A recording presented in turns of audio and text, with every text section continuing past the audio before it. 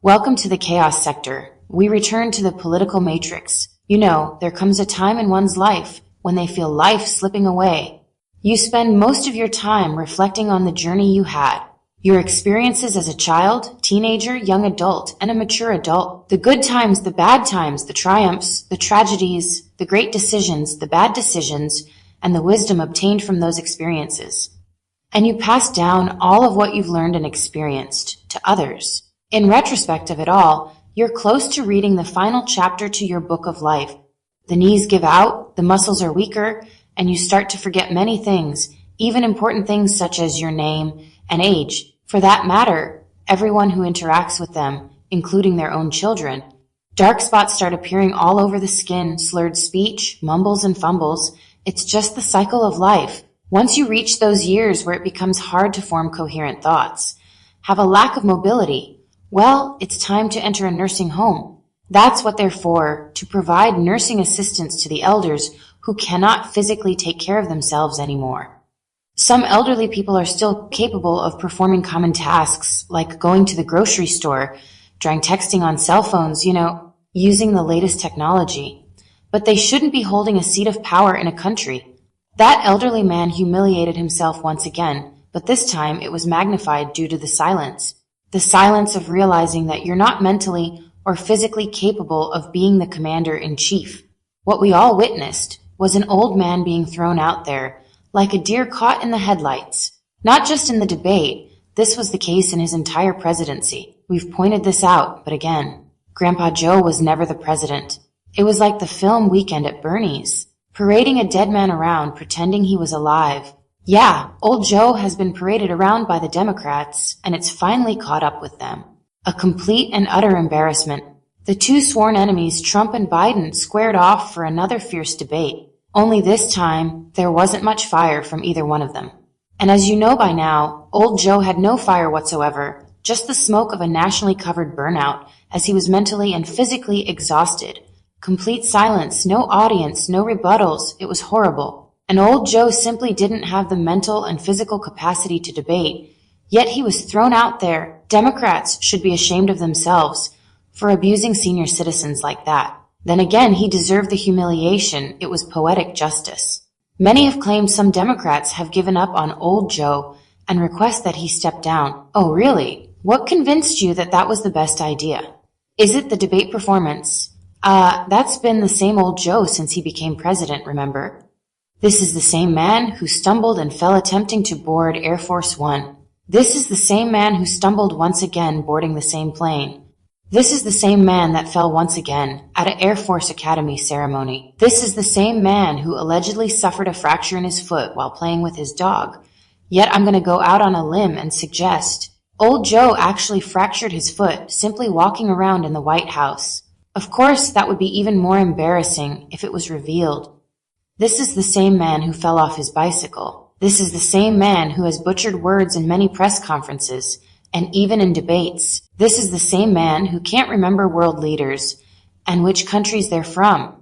This is the same man who can't put together a coherent statement without stuttering or literally losing his train of thought. This is the same man who wanders aimlessly and has to be grabbed and redirected where to go. This is the same man that literally has a nursing assistant as a wife in the First Lady helping him to walk. This is the same man who squints a lot because he can't read the teleprompters.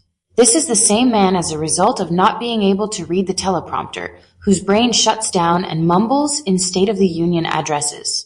I mean, this is not something Democrats were shocked about, so we know this is all a part of a bigger cunning scheme of the Democrat. Although, there is a possibility that they thought Trump wouldn't survive those charges. Perhaps the plan was to lock Trump up, force Republicans to dump out another candidate, and have old Joe step aside prior to the debate, presenting someone younger and more in touch with the younger demographic. That strategy could have worked in their favor because Republicans have essentially put their support behind one candidate in Trump. But nevertheless, the Democrats knew what they were doing in choosing old Joe as their presidential candidate years ago. They all have come out blasting his performance, claiming it was disastrous, horrible, a train wreck, painful to watch, blah blah. But just months ago, you were defending him and claiming the very same criticism you have now. being mainly his cognitive state, was fine for his age. See, the problem they have is the unpopular Democrats can't get the support from their party and the donor class. Why is this? Well, they still have their sanity.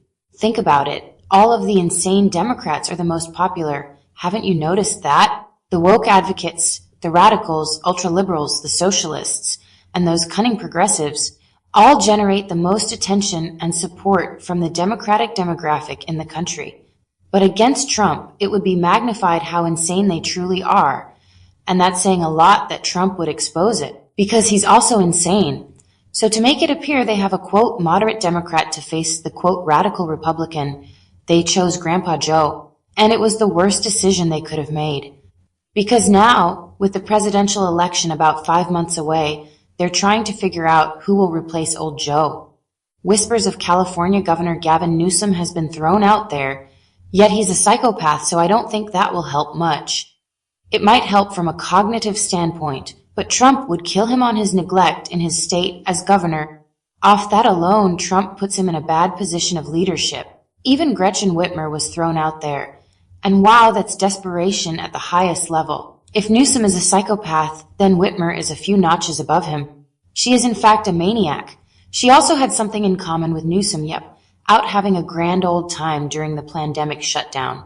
Everyone else stay inside, shut the state down, while me and my husband go fishing. Trump would hit them with points that the American people can relate to. But this is policy consequences that most Democrats advocate for. Although Trump is a part of the circus, some may not like him, but when it comes to rights and freedom, the Democrats were more willing to take the American people's rights away during the pandemic, as opposed to the Republicans.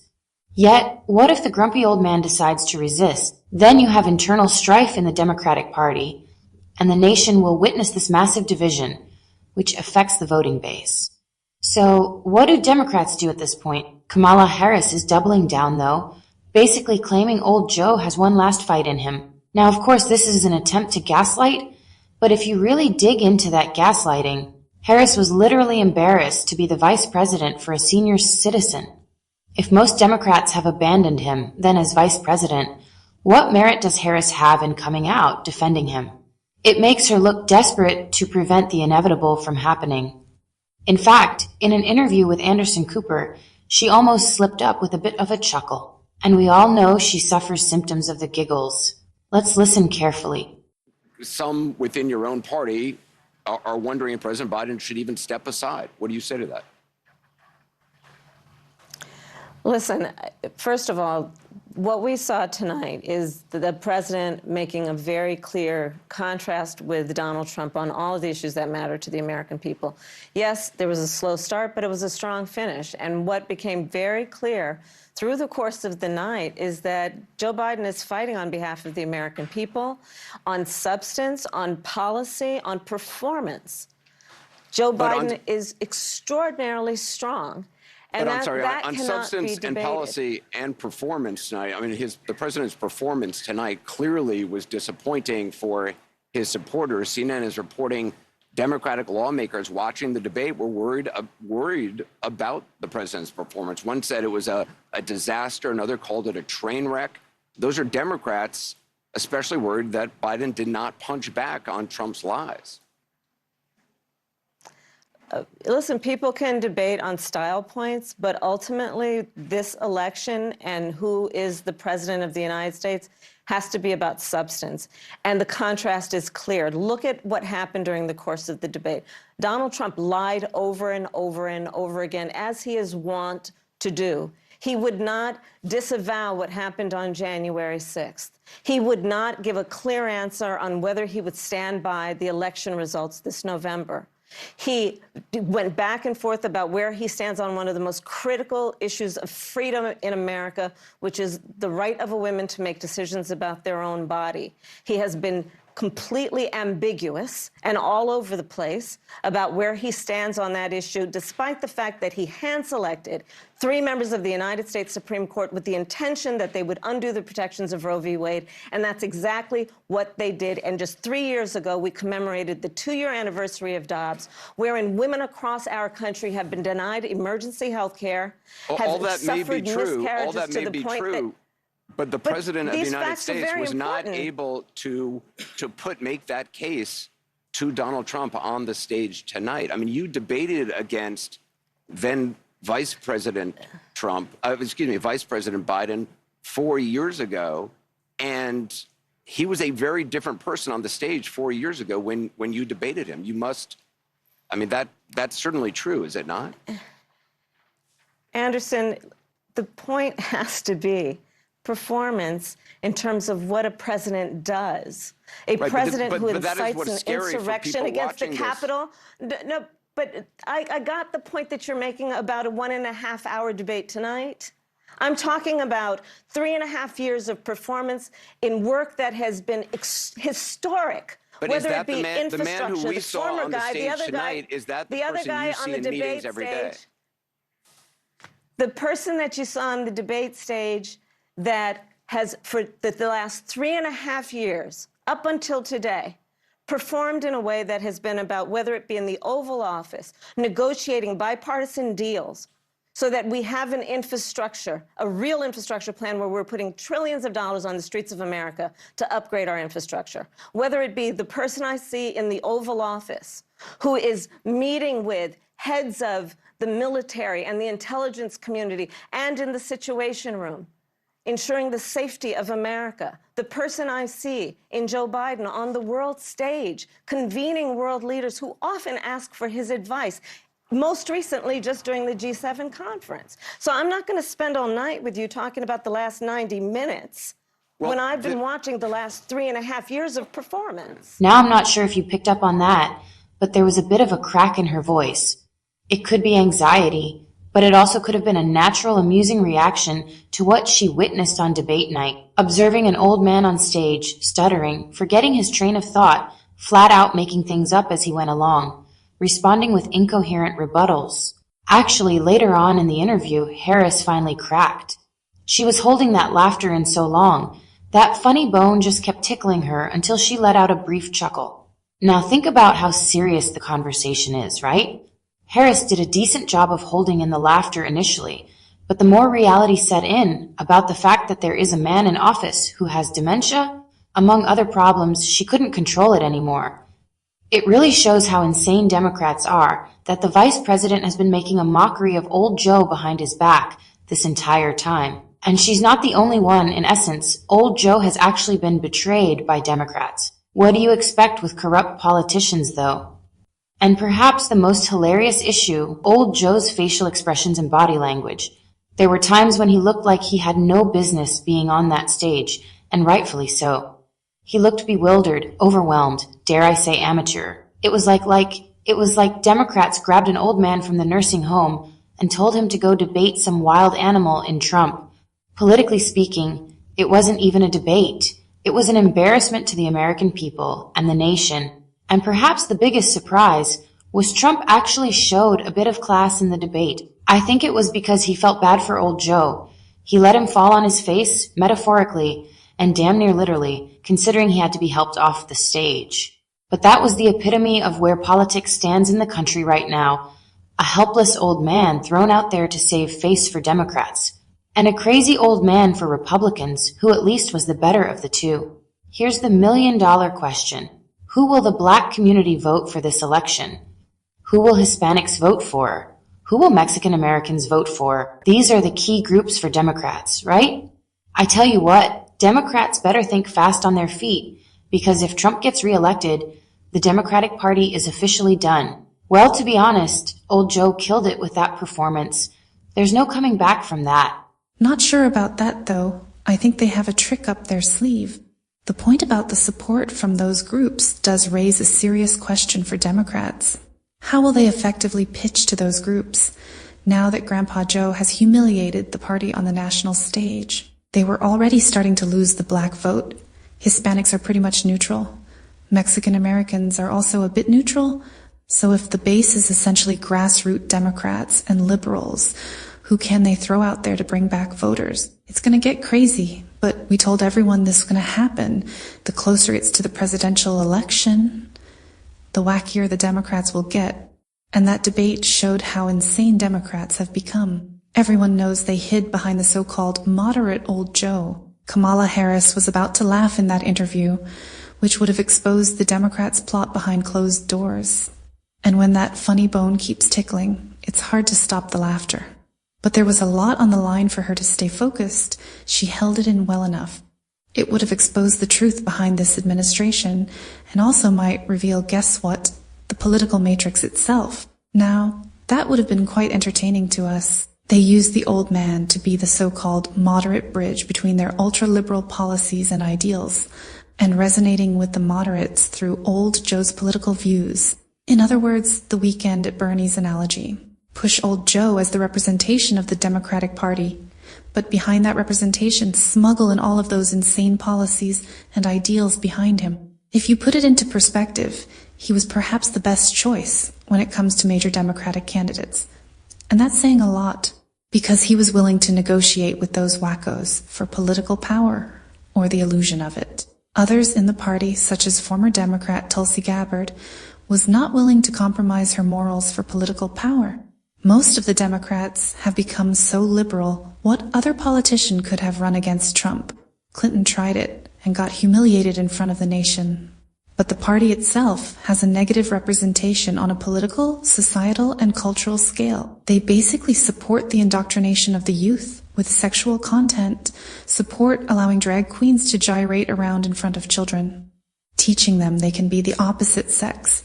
Heck, even a Democratic mayor was caught being spanked by a drag queen at his campaign event. It's so outrageous and blatant. We here at the chaos sector know it's all one big social experiment. But due to this insanity, there are consequences. I mean, the majority of society does not approve of this behavior. Many try to be so-called inclusive and respect others and their lifestyles. But when it comes to children, whose brains are not developed properly to understand what they're physically observing in front of them, that is the major problem. Because this is how children are indoctrinated. Let me elaborate. A child's education is based on observing what they see first. And then the secondary part of their learning is through words. Once their brains develop the ability to observe and comprehend, then reading is introduced. When this is all established, now they utilize both observation and reading skills to develop more extensive learning. But the first thing that happens in a child's development process is they observe. And what they are observing in these wacko environments is unfamiliar and even creepy-looking adults sitting in front of them. One of the reasons children are not allowed to, or parents are advised to not allow, watch horror movies is because it can traumatize the child. It's scary, and it definitely leads to nightmares. And those nightmares can lead to real-life trauma that they experience until they are consoled and overcome that frightening reality. If you follow, here's the point. There is no reason drag queens should be having story time with children. That's what the teachers are supposed to be doing. They are brought in to literally brainwash children and confuse them about their perception of reality. In addition, they are paid to do this, by the way.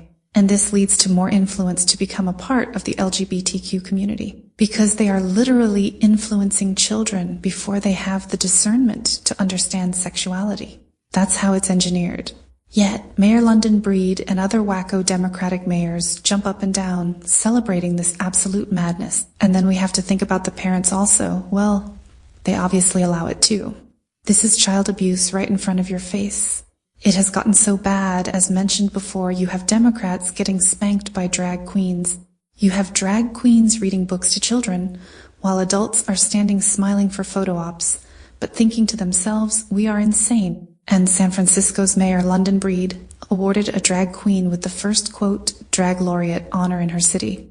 These so-called woke mayors are becoming a major problem. Breed took taxpayers' money to pay the individual $55,000 over an 18-month period for, quote, her role as the city's inaugural drag laureate. If you crunch the numbers on that, it's basically $1 million for the drag queen to do exactly what? I mean, no offense, but it's San Francisco. The LGBTQ community has already been established there since the early 80s or something. Yet $1 million was given to a drag queen for basically virtue signaling. Yet there are homeless drug addict zombies wandering around. The individual stated, quote, my goals are to make San Francisco sparkle. I think drag performers bring a lot of sparkle, humor, glamour, and silliness to the world. I think that is part of why drag is so successful. I'm going to be in drag pretty much 24/7 for the next 18 months, unquote. Now, first of all, this is a man. Second of all, this is a man who identifies as a man outside of being a drag queen. Third, this man identifies as a woman while in drag, but that's not what drags do, right? Drag queens don't identify as women. They are performing, right? So if we put all of this into perspective, we have a mayor in London Breed paying a drag queen about $1 million to simply be a drag queen. Wonder why the schools are in horrible condition. It's because of this insanity. You could take that $55,000 and spread it throughout 18 inner city schools or even communities and do renovation on many schools, rebuild neighborhood parks, recreational facilities, extended school libraries with the latest computers and software. Make real changes to your inner cities. But instead, I'll just pay some drag queen to just, be a drag queen. And since the residents in San Francisco align with these lifestyles and views, mayors like Breed will continue to be elected, keeping the endless cycle of madness going for generations to come. Funny how Breed did all of this for a man dressing up as a woman,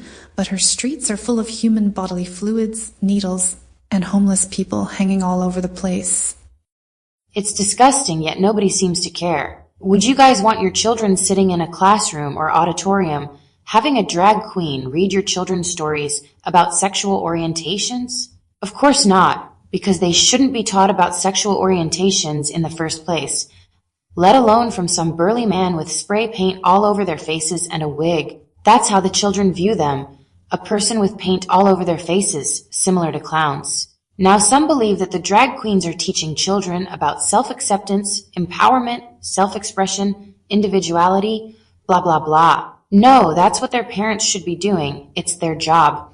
In school, that's the teacher's job. That's the school counselor's job. A drag queen does not have the right to teach children anything regarding those issues. That's the bottom line, plain and simple. Especially sexuality, and yes, this has been exposed in the past. They have been caught teaching children about sex, reading pornographic material to children, and yet they are not charged with any crimes whatsoever.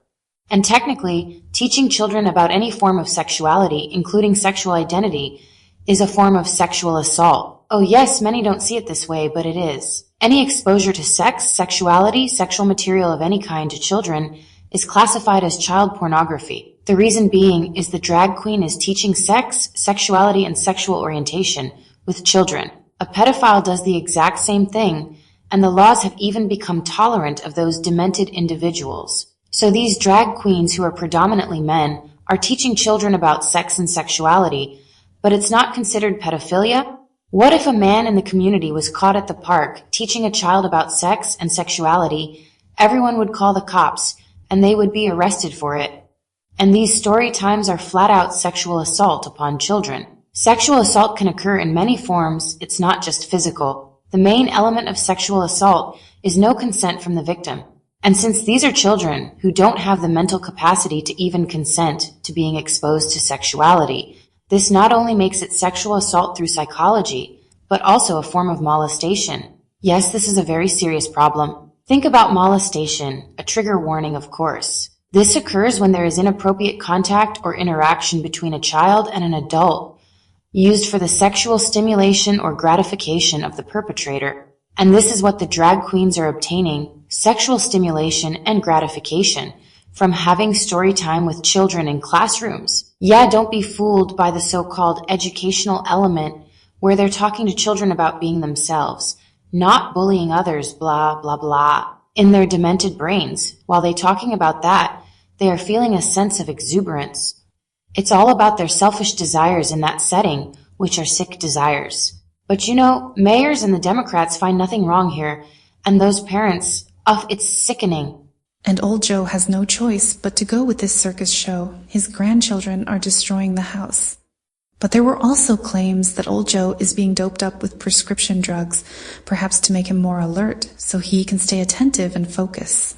This is elderly abuse. It does not help him. It only makes him more disoriented and confused. If it is true, of course. In addition, if the presidential candidate has to be doped up to debate his opponent, just imagine if he wasn't doped up on some prescription drugs.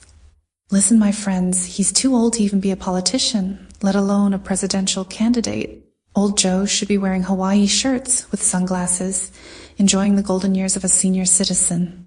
Yet, he's out here stumbling around trying to remember what day it is, Weekend at Bernie's, representing the Democratic Party against his political adversary. There are talks that the next debate will be canceled due to Old Joe's condition. Well, in the grand scope of things, will Democrats concede to Trump? Will they literally just lay down and let him be elected president? It's possible, because if they can't produce a candidate to replace Old Joe, which he is the candidate that Americans voted for, will the Vice President Harris step up to debate Trump? Might make for an interesting debate, but she's a fill-in for her boss, which gives Trump the upper hand. Currently, Trump is leading in the polls against Old Joe, which that lead just got a bit larger. And if Old Joe is dead weight, then Harris would inherit that deficit and may even lose votes by the time the presidential election comes about. Not sure about the election rules, but whatever. Overall, we called it "The Circus is Coming to an End." The Democratic Party started to self-implode when the squad popped up on the scene. The party had already become a bit too liberal, but once the squad arrived, they lost all morality. The squad essentially hijacked the party by infiltrating Congress and having the political power to have laws passed. The familiar faces, of course, are the 4 original members, but it has spread like wildfire. We just addressed 2 of them, being AOC and Jamal Bowman. Yes, Bowman is a part of the squad. They have uprooted the Democratic Party with so-called progressive ideologies, in which they believe will reshape the party for the better. But it's simply a cloak disguising the radical ideology they want to enforce. They are socialists and even anti-American if you really dissect their ideology. And due to the Democrats needing to relate to younger voters, women and women of color, they allowed the radical ideology to take over their party. It's the radical ideologies that create these environments. This is not hate speech, by the way. It's about making sure you uphold a sense of integrity and morals as politicians. But what do you expect with corrupt politicians? I mean, it's literally a clown show. And it all came crashing down in that debate. Old Joe's performance was the result of a man used as a decoy of the current insanity of his party. He obtained the power of being the commander-in-chief, by optics of course, but he was in no shape, form, or fashion in charge. And I want to keep referencing the movie Weekend at Bernie's, because that is exactly what has happened over the past 3 years. And even leading up to him being endorsed by Democrats. It was to push the scapegoat out there in front, while the real culprits of insanity guide him, coach him, and speak through him every time he spoke. And if you recall, there was a sequel to that movie, Weekend at Bernie's Part 2. Oh yes, I guess this is what will happen as a result of Old Joe refusing to step down. Wow, it's bonkers. Yeah, but Democrats think they're clever. Yet it only magnifies how they do not truly appreciate the American people and their votes. Let me explain. After the debate, Old Joe seemed quite fine, considering his age. He was fierce at the rally, didn't seem lost and confused neither. So either Trump made him so nervous on stage, or that was all an act, even his previous shenanigans. Wouldn't put it past him, it is the political matrix. All of the falling down, stumbling and stuttering, appearing to be lost and confused. Maybe that was all an act, better yet, a distraction, and come election time, he'll show the American people he is capable of holding his own against Trump. Maybe this is why Harris has so much confidence in Old Joe, because despite his old age, he's just pretending to be worse off than he actually is. Yeah, okay. Oh, this is some sort of surprise attack, which they think will somehow motivate voters. But even still, Democrats have to face the reality that their policies are the problem. It's the policies that the American people don't approve of, in connection to the economy and the financial struggles they've endured under the Biden administration. See, no matter what mind games Democrats are playing, you have to answer to the American people.